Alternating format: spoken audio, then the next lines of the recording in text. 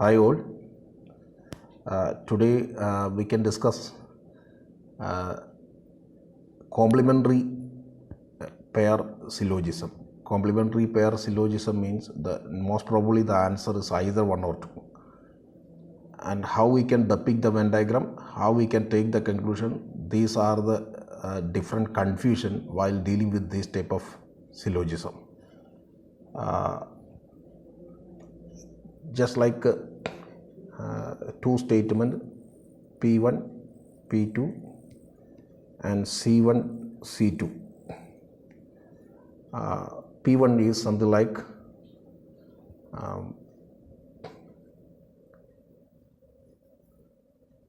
bureaucrats.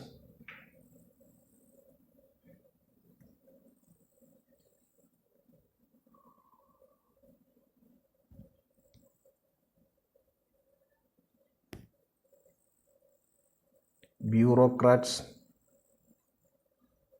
marry only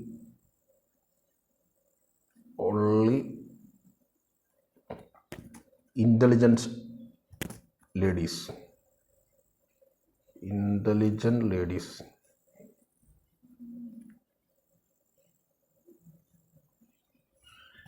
Bureaucrats marry only intelligent ladies. And P2 is Shanti. Shanti is very intelligent. Shanti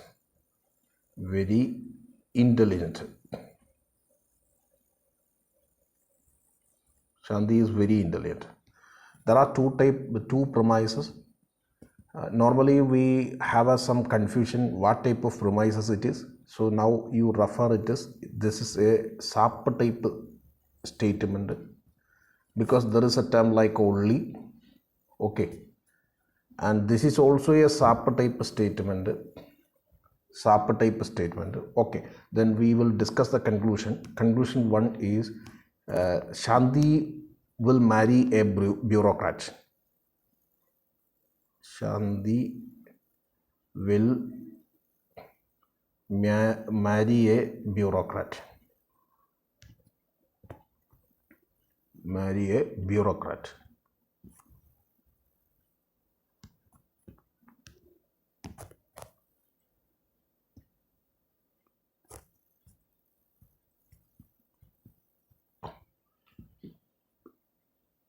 will marry a bureaucrat.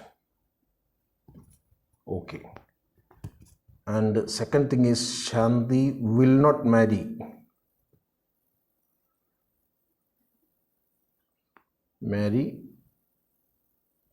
a bureaucrat.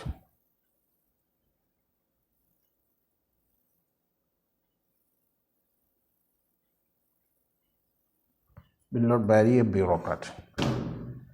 So these are the conclusion. These are the premises. P1 and P2 are the premises. C1 and C2 are the conclusion. Then the options are A, B, C, D, E. A, B, C, D, E. A means only one follows. Only one. B means only two.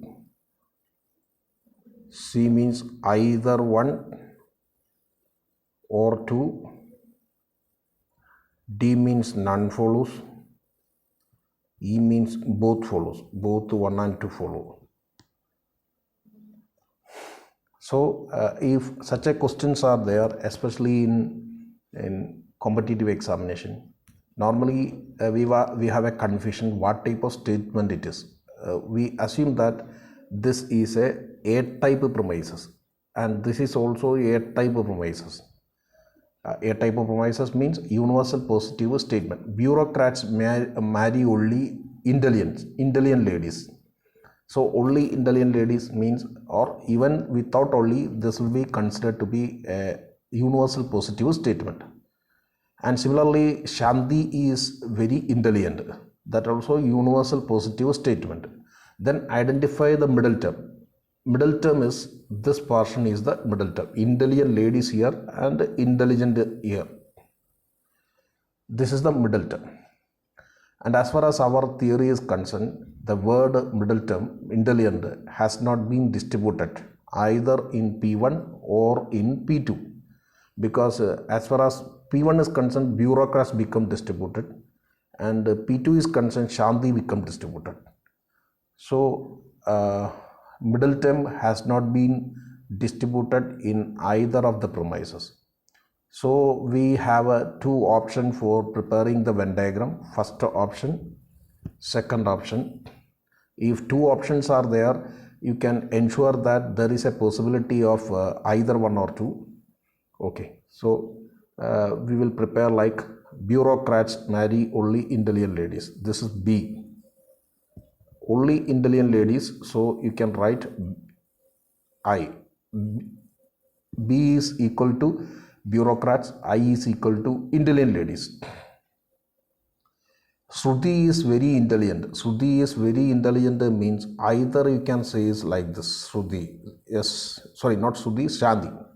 Shanti is very intelligent. So Shanti can be depicted without having any relation with the bureaucrats. Or same time, the second thing is like this. This is bureaucrats and this is intelligence. This is intelligence. And this is Shanti. Okay, this is Shanti. Now what happened means Shanti will marry a bureaucrat. Shanti will marry a bureaucrat means Shanti is a single entity. So you cannot say like this, only a single entity. So this will be true here. And Shanti will not marry a bureaucrat means this will be true here. So C2 is true here. C1 is true here. So our answer is either one or two. Either one or two. This is what is called a complementary pair, or otherwise we can call it as a dependent conclusion. One conclusion purely depend on second conclusion. So normally the premises, that means the premises includes same subject and predicate. Same subject and predicate like Shanti and bureaucrat will marry bureaucrat, will not marry a bureaucrat. Bureaucrat is the next thing. So one in positive, this is positive and this is negative. So this is the symptom that we are going to have either one or two conclusion. Either one or two conclusion, or otherwise we can call it as complementary conclusion. Okay.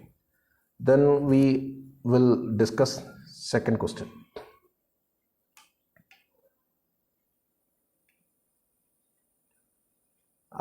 Here we consider something like a confused syllogism, like P1, P2.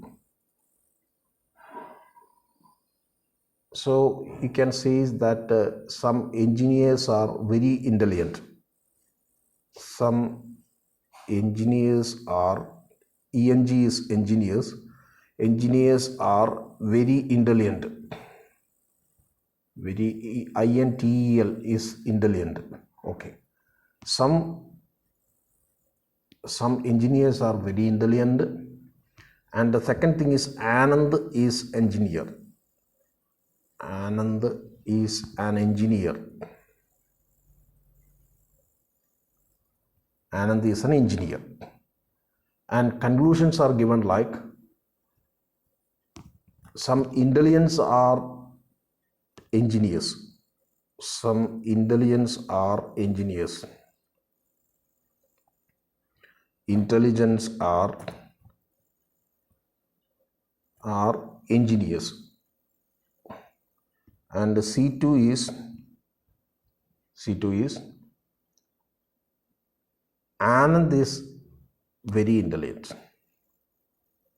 Anand is very intelligent. Anand is very intelligent. So these are the conclusion. Now you can say A, B, C, D, E. 5 option. A means only one follows.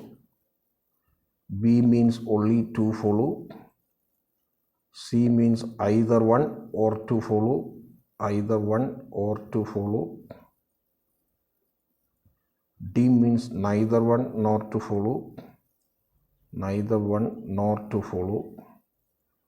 E means none follow. So if this is the question, what is our first duty? Identify the middle term. The middle term is something like intelligent. So Anand is an engineer, not engineer, intelligent. You can write intelligent. So intelligent means the middle term. Intelligent is the middle term, which is neither distributed in P1 nor distributed in P2. As far as P1 is concerned, this is I-type premises. P2 is concerned A-type premises. You cannot say all Anand. Anand is a single entity. You cannot say all Anand. So Anand is a very intelligent. Anand is an intelligent. Okay. So some intelligents are engineers. Anand is very intelligent, like that. Okay.